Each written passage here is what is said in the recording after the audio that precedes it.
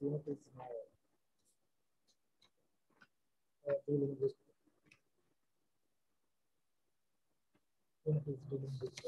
travel writing. Travel writing. The European is 6.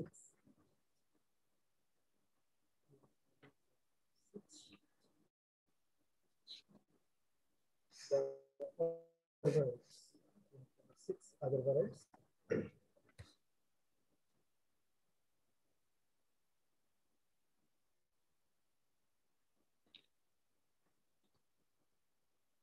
Okay, I'm going to the summary of this unit. Traditionally, travel writing, traveling is a masculine job, not the feminine job.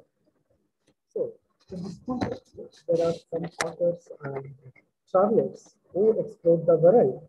Later, they wrote about their experiences in traveling and writing about the travelers. And at the same time, this unit is a discussion. Unit is discussion.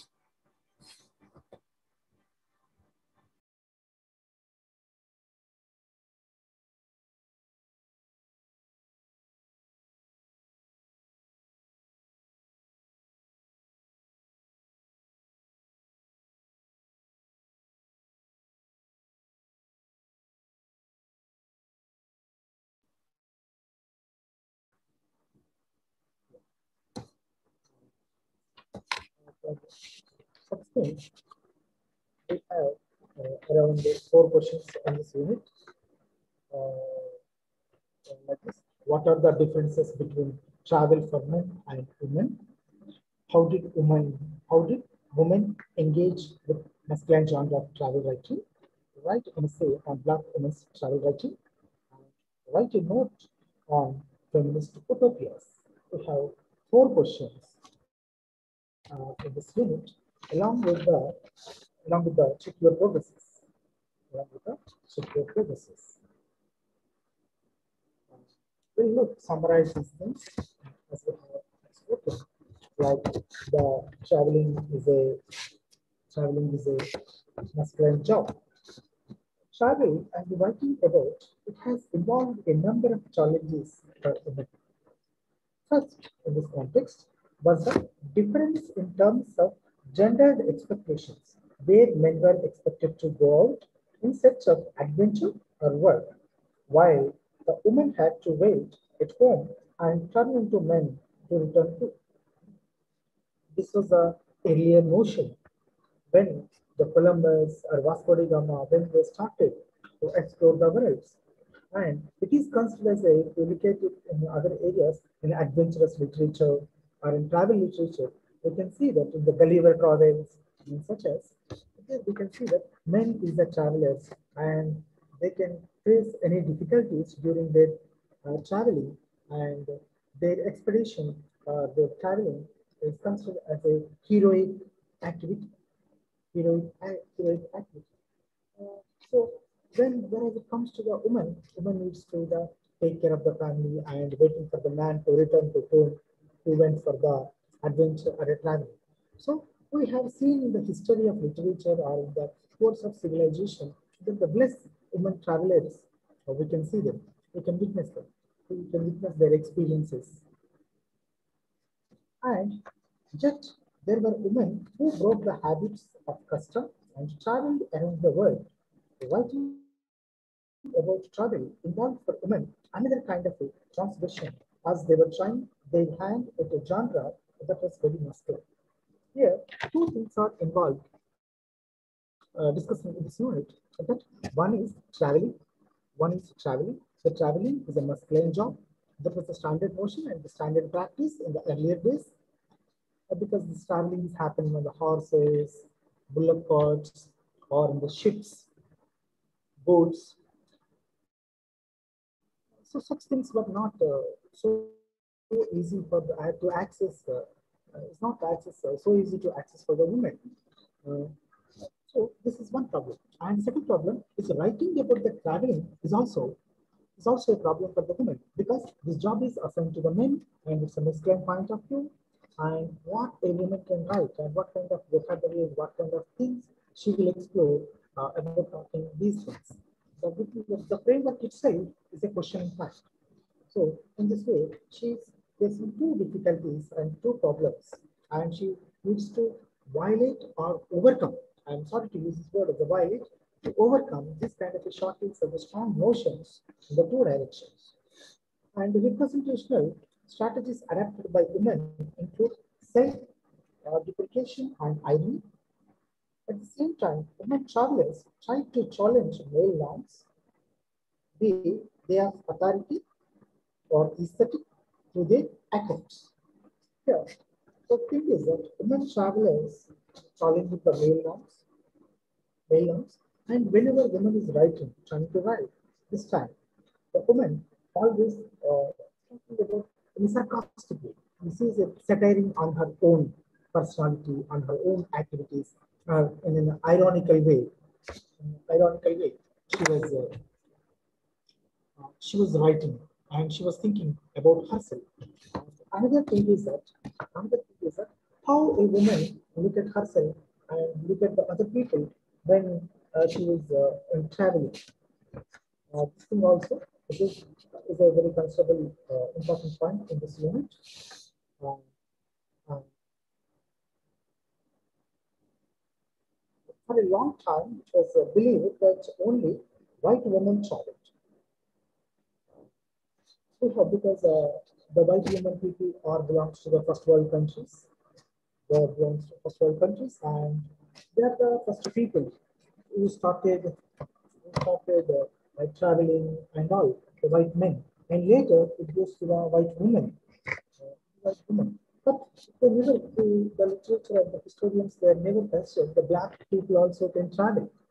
They never look at their accounts. But later these accounts will came out in the research, and that time literature people and historians started documenting their experiences also. Black women considered as nannies or companions, as their mistresses, done the role of travelers. Here, this black woman, because of these slave narratives, we can speak in other language, in other words. These are the slave narratives, because these people are the slaves in the ships or boats of the travelers of white men or white women, and these people are also traveling along with the white men, along with the white men or the white women as a workers, as a slaves, as a companions, as stewards, as mistresses. In these guises, they are also traveling along with the white travelers. So whatever the white traveler is experiencing or looking at the things, these black people also looking. This black women also looking at the same things, and remembering such things. And here, what happened? There the two different perspectives emerged in the travel rate, and this is another important point in this lesson. Recent research has shown that a number of black women also traveled, and their accounts have questioned the categories of gender and race and redefined the mobility. Mobility means, okay, the woman cannot women cannot go alone for a traveler. So such kind of notion is there. But these women traveled accompanying the men, as in the form of a mistress, in the form of a worker, in the form of a steward, as in the form of a companion. They also travel. So then these kind of roles also have taken into the consideration. Travel accounts of Indian women in the 19th century rooted on the strong traveling subjectivities similarly give life to the commonly held assumptions that Indian women only travel as companions to their husbands. Along with physical travel, there have been also attempts by women writers to imagine alternative worlds inhabited by men. These are the points that this unit is discussing. To summarize this, women, for centuries together, women is overvalued romance as they were refused to participate in public life. Women is only restricted to the household. private or domestic area. And she is overvalued, romanticized, and she is attributed to too much sensitivity, too much weakness. The woman is a weak person. Such kind of a attributions are given to the woman, and by giving all these attributions, they are not allowed to participate in any sort of a public life. The public life means to participate in the business, participate in other kind of social activities, business activities, the travel activities. They slowly decrease, reduce their opportunities, and made them to depend on the men. If at all they want to travel, they should travel with their husbands or with the escort of any male from their house, or else any other security person, that security person also a men person. And for centuries together, it was the practice. To journey thus put oneself at a risk, not only physically but morally as well. A woman traveling is not only it's a physical disturbance to her, but it's a physical problem to her. It is also a moral problem to her. A woman who is traveling is considered as a as a kind of a dangerous mentality, as a kind of a dangerous mentality. Like the a little freedom, whatever they have for the woman for traveling or do other jobs outside of their house, it is considered as a dangerous thing for the woman. But small, little freedom also a dangerous for the woman. And yeah, as to the woman is staying at the home and she stopped her, the place society stopped her their mobility. And when it's to the coming to the men is known for the conquering the places, the conquering, traveling, and adventurous nature. These things are attributed to the male experience and staying in one place, waiting for the man. Man is a typical attribution attributed to the female experience in the literature and, and in general also. General, in general. And another important point here is that the travel writing is often defined as a masculine domain, a showcase for contemporary norms of masculinity, heroism, and virility. Male travelers were supposed to observe the accepted forms of masculinity, which meant accepting facts instead of indulging feelings and announcing heroism rather than admitting cowardice. The masculine tradition of travel writing was considered to reflect public and professional concerns, whereas the feminine tradition is considered to fall into the private and personal sphere. Yeah, this says that It says that the difference between the male and the female's experience of the other people's perspective, outsiders, how they will look at these people while they were traveling. So this is a men's job, and this person is a heroic person, and we should consider him for his activities. But when the woman does the same thing, she is morally decreased person, degraded person, and that kind of a freedom is a dangerous to her identity. And at the same time, another criticism was there that when these women are traveling, they are very sensitive people. They are very sensitive people, women, and they're only looking at the emotional point of view of the other people and other things, the emotional related and psychological related things only they consider to document during their journeys. But whereas men are taking to they are adventuring, they are doing a lot of heroic things, such things they were documenting. So this kind of notion was existing during the travel, right? Another point was that, yeah, as we have discussed, the woman is satiring herself and speaking about ironical things by saying about her while traveling, while documenting the information. And then the dressing up during the travel period of a time also is important. And these people, though they are the women, but they are called as sirs. They are called as sirs. The woman is doing the documenting, woman is traveling for other places, far places, for different cultures, different geographical locations, and into the different language areas, different weather conditions. There she is documenting her experiences and other people experiences. But even though she is doing all these things, the people are considering it is a male job. So that's why rather than calling the madam, they are calling her as sir. So this is one of the important things that this one of the writer, travel writer, mentioned to us. Her name is Mary Kingsley.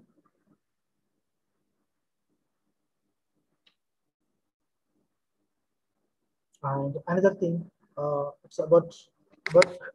Uh, so woman is always attributed to, she's a beautiful person, a pleasing person, a sublime person, and very limited person. She is that. Burke, uh, Burke, sorry, Burke associated the sublime with sights which inspired awe and fear, which he associated with masculinity and strength over the beautiful, which he associated with femininity, passivity, delicacy, and weaknesses. And these points you can see in the page number of uh, travel acts by English women and the challenges adapting a masculine genre. These points you can see here. Yeah, this is about that's the travel literature in the unit 6. Now I am moving to unit 7. I'm moving to unit 7. This unit is important for examination point of view. You will have 7 questions here. I'm reading them. Uh, so what is a critical category and how does it relate to difference? What is a critical category and how does it relate to difference? And second question, how are the concepts of sex and gender differentiated between Freud and Lacan? And another question, explain the idea of weaker sex found in the second sex. How does the concept of intersectionality figure in post-colonial feminist writing? Elaborate the concept of difference in the works of Trin Chi Minha and Chandra Talpade Mohan. How does Danny Brand use difference in the prose poem No Language is Neutral? How did women's movement and women's writing influence each other? Provide examples for each. So these are the 7 questions we have in this unit.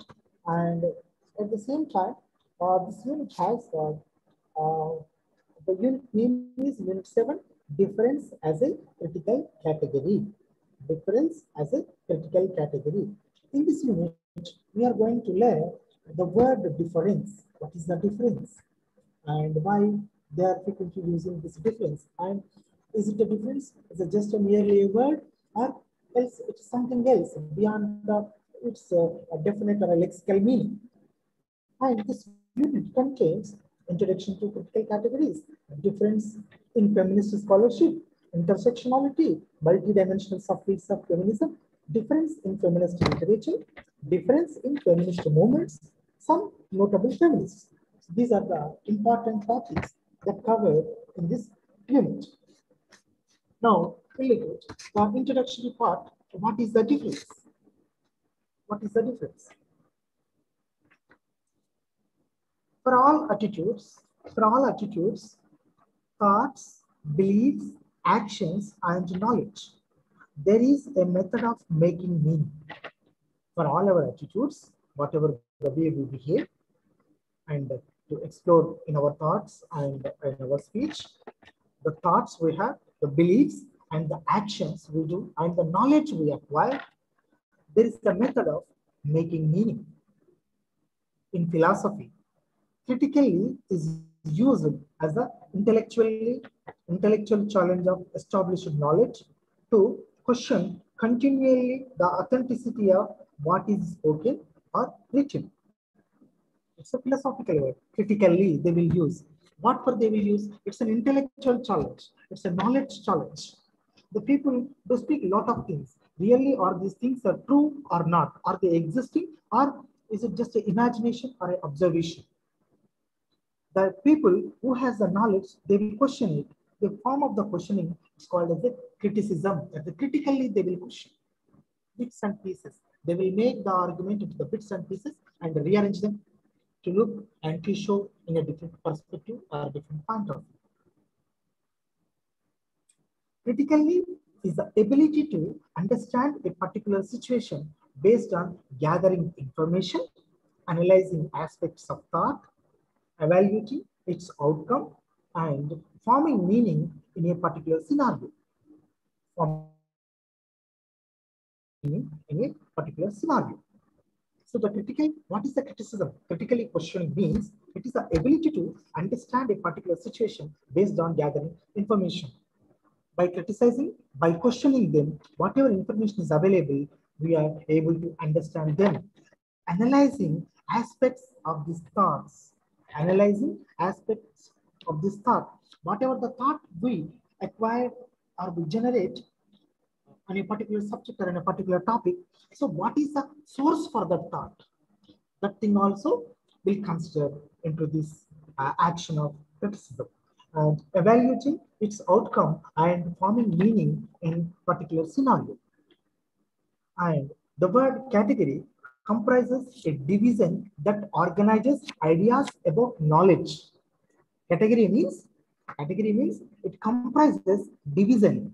It comprises division that organizes different types of divisions. It divides into the things and it organizes ideas about knowledges.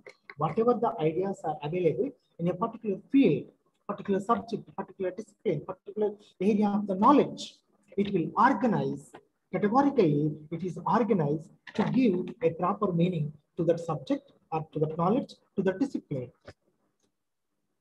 And critical category does not have a stable or fixed structure, but it is constantly changing. The criticism, it doesn't have any fixed method. Fixed method. It constantly changes based on the available information, based on the new thoughts and the new ideas. In the discipline of social sciences, it's called as a social construction. If it is in the discipline of social sciences, it's called as social construction. This social construction is the reasoning of a continuously critical stance towards established knowledge. Reasoning of a continuously critical stance towards established knowledge. Therefore, critical categories encourage individuals to challenge objectivity in their perception. In the very beginning class, I told you two things change our decide or our judge, our attitude and thought process. That is perspective and perception. The perception means we are making the meaning, perceiving the meanings, receiving the things in a cognitive form.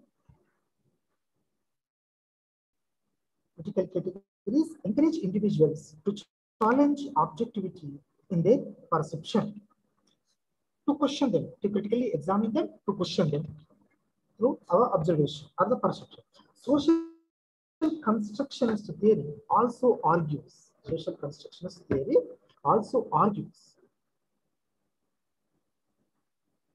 that the categories of the world are historically and culturally situated. Whatever the things we learn and we see, we observe, the things, the literature, the knowledge, the information is available in the society. It is historically and culturally divided. Historically, culturally divided. One thing is good for us, but the same thing is bad for the other people because it's culturally, decided fact. It is a culturally decided fact. So that is not, that may be wrong to us, but that is a right to them in their context, in their culture. And historically also, we are defined into the historical categories. We have a kind of legacy, historical legacy, with some attitudes, knowledge, and inheritance, the culture, the civilization that we are following centuries together. So that is what we are standing here. Whatever our beliefs, our attitudes are there, they are coming from not just like that overnight we generated like this. or else we practice it like this. They come from historical things, from the history, from our parents, forefathers, and their forefathers. It is continuously generations together. It is passing, and it is passing and standing together. Now the question is that we are questioning these kind of conventions and the traditions. Really, are we relevant to uh, are they relevant to present day? And today, are they how are they relevant to us? In that way, we are questioning them with the available based on the experiences and the knowledge. So that is the job of the criticism and critically examining the things. The knowledge is coded and decoded through interactions between humans and their power relationships. This knowledge, whatever the critical examining knowledge and social constructionist theory and categories, categorizing things, all these things are the coded and decoded through interactions between humans and their power relationships, which in turn regulates the standard normative for society. And whenever these kind of a historical and cultural based things comes to us generations together, these become the standard norms of the society.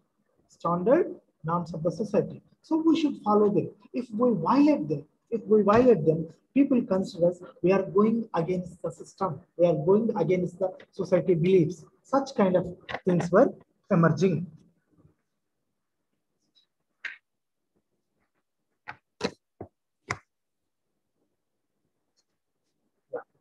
And another point is that in the late 20th century, intellectual movement called as a postmodernism. We are living in the modernism or postmodern society. Challenged this postmodernism, challenged the normative in the disciplines of art, architecture, literature, and cultural studies. Postmodernism rejected the notion of modernism, which awaited the discovery of an underlying structure in a work that will enhance a work's value. Discovery of an underlying structure in a work that will enhance a work's value. Therefore, this theory underlies the fragmentation of narration, multiple perspectives into a story, and a rejection of any universality. So this is the idea about the postmodernism, quite against to the modernism. The modernism, what it says, modernism is waiting for the discovery of underlying. If there is a structure, if there is a belief, there is a standard notion is there, and that internal thing should be valued and should be identified and should get its own respect. It increases its value. But the postmodernism rejected its opinion. In another context, in another one, difference in feminist scholarship. Difference in feminist scholarship.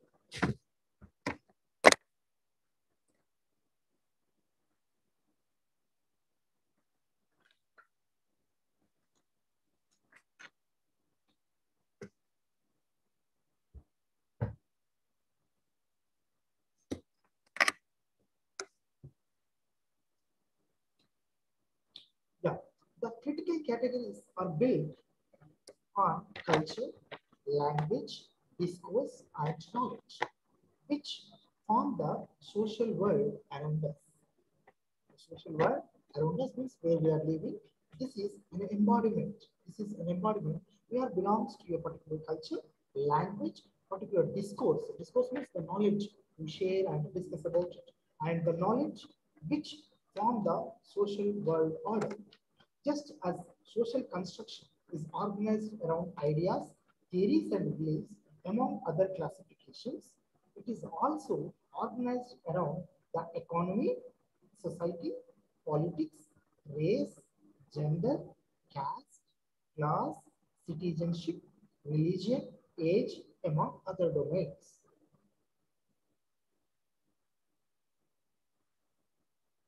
The social construction is based on these things.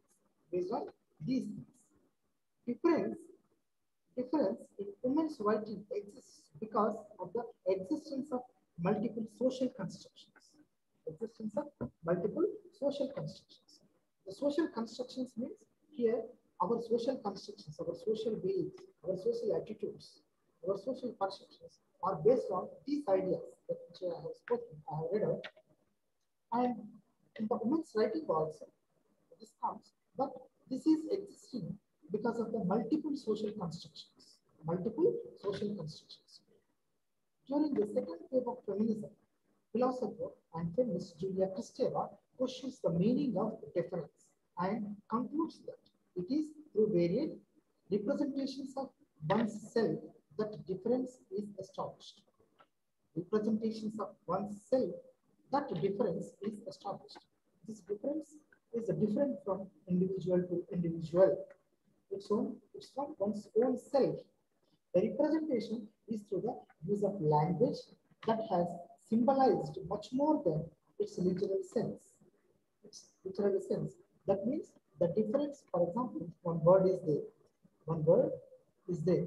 I can say a bottle. If I use a word called bottle, this bottle may be the water bottle, a bottle of tonic, but in a colloquial language, the bottle has a bottle. If I use this bottle, maybe it is a liquor bottle. Like that. It is symbolized. It is symbolized. Some standard emotion attributed to this particular thing. So that is why the bottle can be anything, but we cannot see that anything. Only we restrict our thoughts to a one particular item which is popular in the society. Which is popular in the society. So that's why the representation of self is important, and to represent that self, the way we choose that language is also very important. That is what this Julia Kristeva is saying to us. The representation is through the use of language that has symbolized much more than its literal sense, much more than its literal sense, in the sense one word has one meaning, the lexical meaning, but that is used in a different context, and that context frames or gives a different meaning. That meaning we should understand. So then only we can come to know what is the difference between the people or between these ideas or the knowledge. And in the case of gender, who is good woman or a moral woman? They are not using the bad woman. Who is a good woman or a moral woman? Is it one who follows the dictums of the society, religion, or patriarchs? Or images of womanhood become subverted when all women do not follow the same orderly laws? So here it is questioning. It is questioning. A good woman or a moral woman means what? That means a woman should follow the doctrines or rules of the society, or religions of the society, religious practices of the society, or else the patriarchal practices of the society. Then only the person considered as a good woman or a moral woman. But this is not applying for the everyone. This is not applying for the everyone and in every location. The people are different. People have a different practices. They have a different languages, different religious practices. So this rule is not applicable to everyone. But wherever they are practicing within the limits of the religious practices, community practices, language practices, their experience may not be the same, and the experiences will tell the difference. Tell the difference from their point of view, from their religious point of view, from their language point of view, from their culture point of view, from their society point of view. That thing we should come to know what is the difference is. That is what Julia Kristeva said in her points. And another important thing in this way, the idea that each individual can be defined in historically followed traditional and socially normative behaviors with assumptions of their innate character is known as essentialism.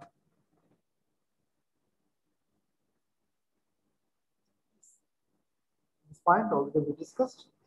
And now we'll look at another important point in answer to the question, what is the sex and what is the gender and what is weaker sex? These things we'll look at it. We have two theoreticians. One is a famous psychoanalyst, Sigmund Freud. Psychoanalyst Sigmund Freud. Sigmund Freud theories challenged the concept of sex and gender, concept of sex and gender that existed in psychology in his time.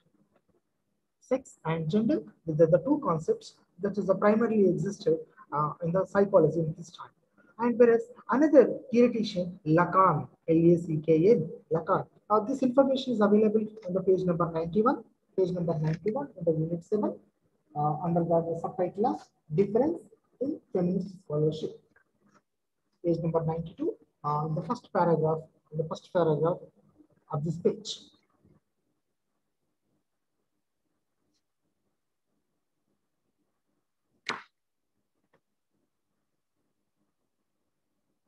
Yeah.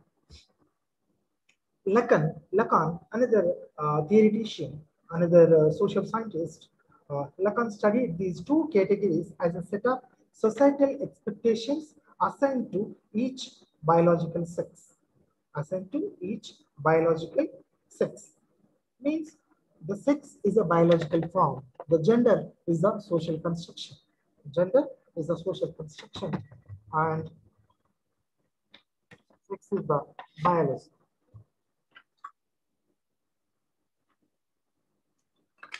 Biologically, the male and female are different because of their biological parts.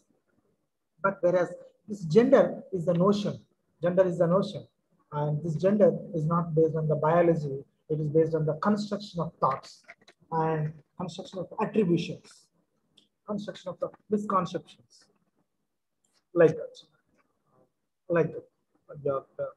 Yeah. Lacan studied these two categories as a set of societal expectations assigned to each biological sex. Whereas Freud proposed that before social differences are implemented according to biological category, Freud said this before the before social differences are implemented according to the biological category, there exists a mental recognition of every individual who forms self-reflection of their bodies and their differences first, and then makes the decision of their gender category before society imposes its viewpoints on their bodies. This person says, of course, maybe it is correct, but but before the gender,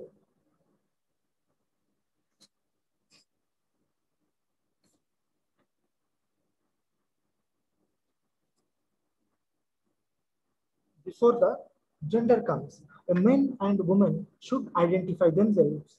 So that's why the strong notion based on their body, it came into their mind. And later, the self-reflection, this is what called self-reflection of their bodies. Because the self-reflection of bodies are the two different bodies, two different physical structures. So that the persons will identify themselves before the society is giving the gender roles to them. Some people who has the male body but the female what is this? The female characteristics. But biologically we say them as they are the male people. This person is a man. But actually biologically they are same. But the gender roles, they are acting in a different way. They have the women characteristics. And some women are there, biologically they are women and they are carrying the features or the characteristics, uh, the characters like the men. But actually we identify them as the female.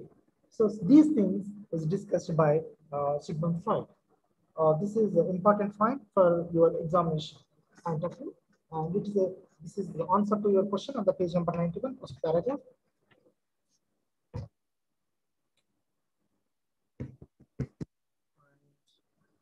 Another one.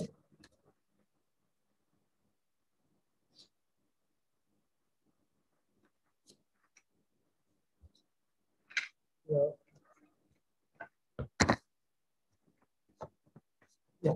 Another important one, intersectionality. What is intersectionality? Intersectionality. This is also an important topic or important question for your examination point of view. Intersectionality.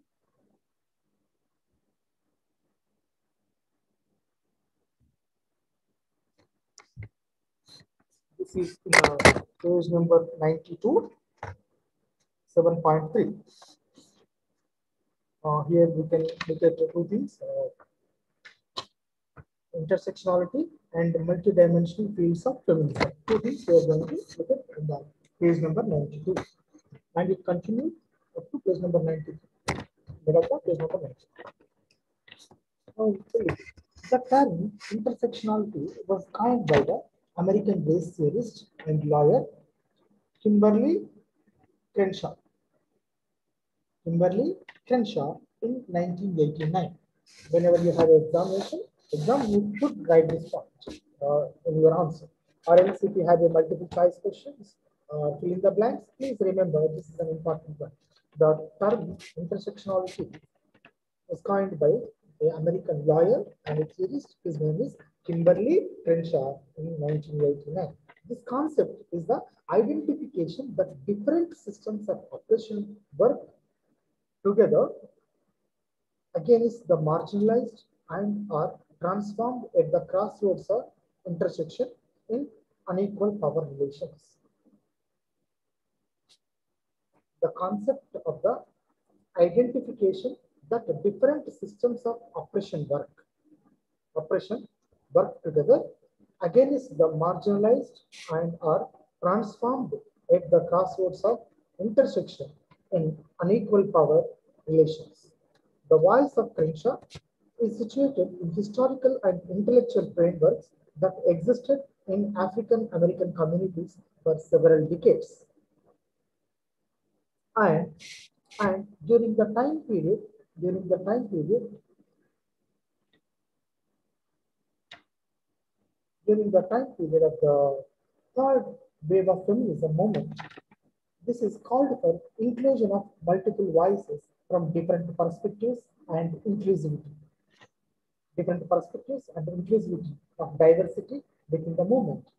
At this moment, feminism worked intently with cultural and media representations of women's subjectivity and located their critical concerns in the framework of intersectionality.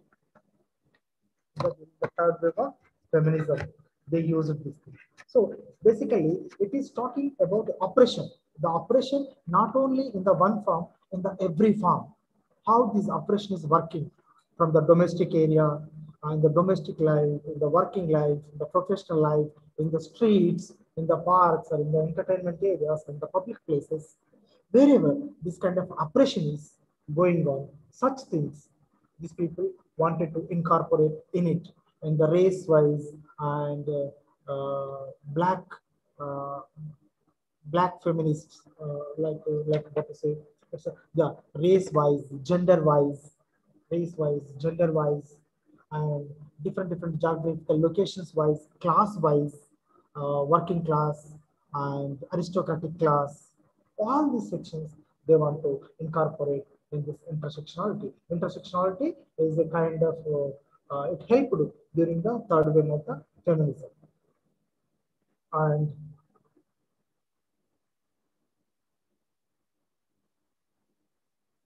it shows the women that are identified, all women are facing an equal measure of oppression. All women are facing the same oppression in different locations and different cultures, even in the different professions also. They argued that there are other forms of oppression of women that problematize the shared experience of the women of America.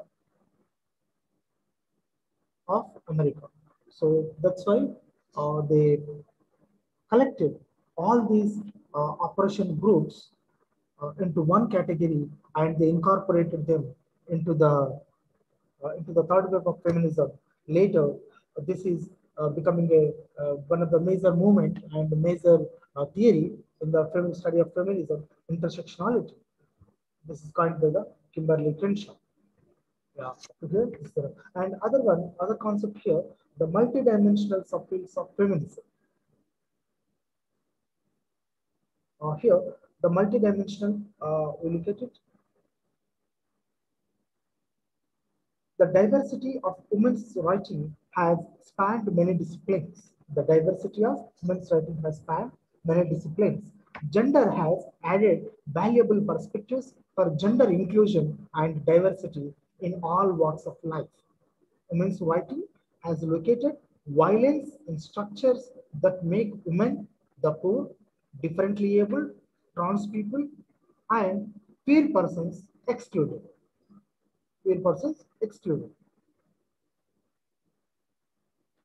And here one writer, Irigare, question that the essence of women that defines their body first as a site to make an other, which has the characteristics of the subordinate feminine behavior and roles which then shape the identity politics, control of reproductive autonomy, and other conceptualizations of the body. These things they want to incorporate. And at the same time, woman looking at herself, not the self-reflection, not a self-reflection, and she's looking at herself as a other person. That means she is not part of the crowd. This thing is discussed in the multidimensional subfields of feminism. Uh, in the page number 92, the page number 97, you have check your progress 3. Is there fill in the blanks? Please fill these blanks uh, because this is an important topic. This may come in your examination in the fill in the blanks. Variable, to fill in the blanks and match the following. Please look at them carefully and remember them and answer them. This will appear in your examination. This will come in your examination. All fill in the blanks and match the followings. Here is page number 97. It's there. Is my voice audible? Ansi or Pradeep? Yes, sir.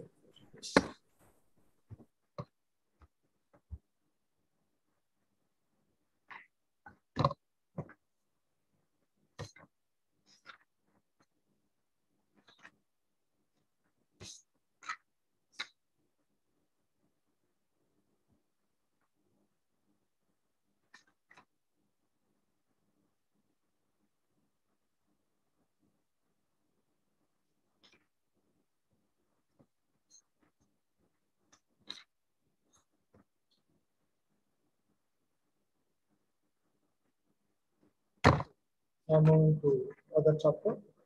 Yeah, in this unit on the 7.7, page number 96, some notable feminists from India, feminist writers. Here is one person is the Gayatri Chakravarti Skiva. Her notable writing is that can the subaltern speak? Can the subaltern speak? This is important, frequently asked in the fill in the blanks at the maximum followings. And another one is the Mahashweta Devi. She is a Bengali writer and also a feminist and activist. And Gayatri Chakrabarti in her essay, Can the Subaltern Speak? She questions that. Can the subalterns, the women, oppressed people, downtrodden people, Dalits, queer people, all the people come into the subaltern section. They are not participating in the mainstream. Mainstream is not their platform. They have their own private place. The private place is not recognizable. There, she is not. She is questioning that can the subaltern speak? She's questioning in her speech or in her essay. Yes, the subaltern people are speaking, the women are speaking, but there are no people to hear their voice. Women are speaking, but there are no people to hear their voice. So this is the problem. And when it comes to the Mahasudha Devi, she is an activist, and especially in the area of the tribal literature, and she contributed a lot more information on Indian literature, especially the feminist point of view, and the tribal life point of view. One of the famous book, best stories, this is translated by Gayatri Chakravarti, Spivak. Here, the best stories has three stories. One is Draupadi and Trust Giver and Gopri Mahajan. Gopri Mahajan. These are the three stories were there in the best stories protest to this. There, one of the lady, the protagonist, Jashoda, she is protesting and questioning and challenging the Brahmin hierarchy and their hegemony in the in their in their personal lives. That is what I discussed with the page number 7.6.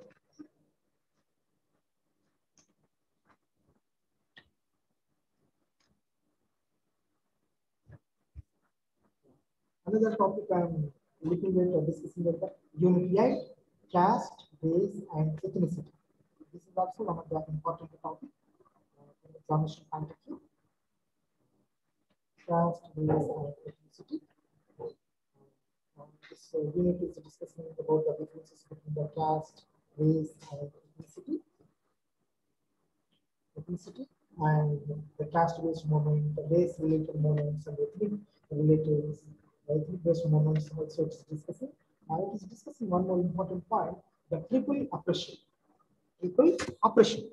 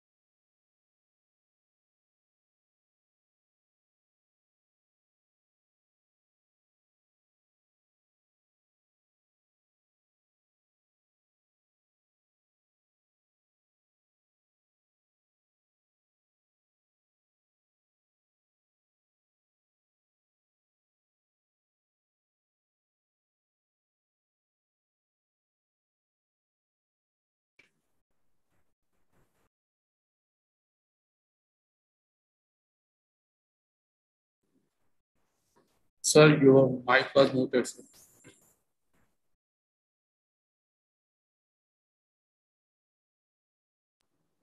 Is my voice audible now? Yes, sir. Are you able to following? Yes, sir. Before your mic was muted, sir. We didn't hear anything. Sir. Okay. At what time it muted? Around 10 minutes ago, 5 minutes ago? No, no, sir. About 1 minute or 1 minute. 1 minute. Okay, no. 1 minute ago, I did. So, are you able to follow? Yes, sir. Yes, okay. I am just some question to answer. I am trying to connect the answer to the sample questions. Okay. Yeah, for in the earlier one. And now also we have very less time. In 5 minutes, in 4 minutes, my time will be closed. So in this unit, the triple oppression is very important. Page number 106 in this unit, triple oppression. And page number 107, 8.5, women's contribution to the literary canon. This is a very important one. And on the page number 110, challenges. What are the women writers and these marginalized women are facing the problems? Their challenges. What are their challenges? and this is important. And along with that, at the page number 101, the differences between the caste, race, and ethnicity. The caste is related to the India. It's an Indian Hindu religion system. And this race also we can take in India and entire in the world context, especially in the Europe and first world countries. Because of this black people, we look at them. And ethnicity, this ethnic has a everywhere this problem. Ethnic means it's a tribals. The ethnicity is related to the tribals. One tribal is living in one area, one group of people or one group of community is living in one area with their own traditions, conventions, rituals, festivals, and their own language. This comes under the category of ethnicity. Ethnicity. So this ethnicity can be completely different one. Completely different one. But when it comes to these three types of the people, these three types of the sections are suffering in the same directions to identify themselves because of their relocations, because of their shiftings from one place to the another for their work or for the mobility, for the employment, for the education. There are a lot of things for this place shifting from their own place to the other place. They are facing the identity problems, and at the same time within their communities and where these locations of these communities locations are located in the places also they are struggling with the patriarchal dominations and in their patriarchal dominations and and the standard normative processes. They are struggling. So such things I may not complete now because this may end in 2 minutes. We'll discuss in the next class, which is on the Friday, sorry, Saturday. Saturday, I will discuss. And the Saturday, please inform to your friends who are there. And the Saturday and Sunday, we have the last 2 classes are there. On the day only, I will, from each unit, I will select 3 important questions and I will discuss about them. Otherwise, I cannot complete this book.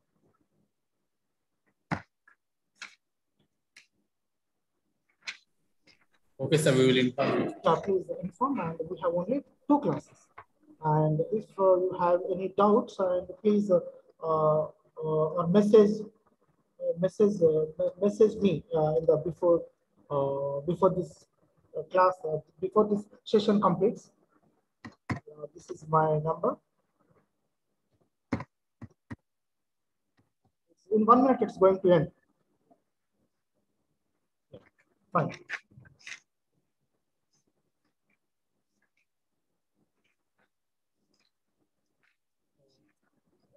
Right units I covered. 8 units I covered.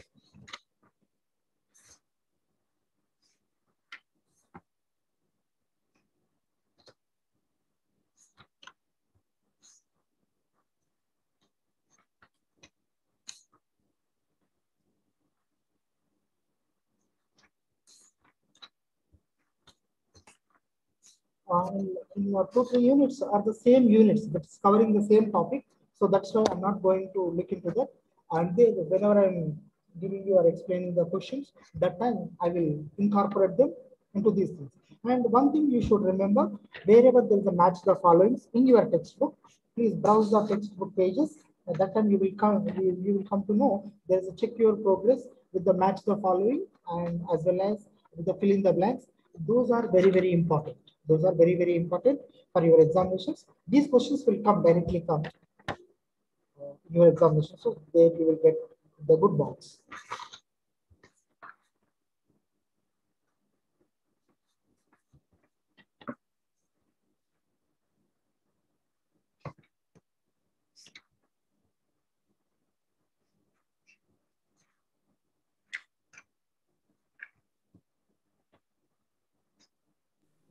Thank you, sir. We do, sir. Yeah. Look at this triple operation and women's contribution to the literary canon in the unit 8 is really important. And there are the different kinds of movements, but of course you may not have remember all these things. But better think about the Indian base because we have the Dalit Panther movement. It's based on the Black Panther movement. This textbook is talking discussing about 4 to 5 things.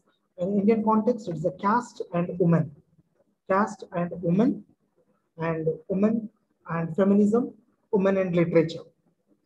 The same as in the Western countries, the feminist movements, and types of feminist movements, phases of feminist movements, and the literary writings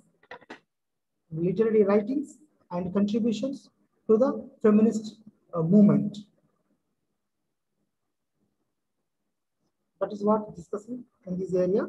And there are compulsory questions from India. So that is why just combine together whatever you have, combine them. 2-3 units, we should combine them for questions, for answering the questions. So that is important. That's what I can say.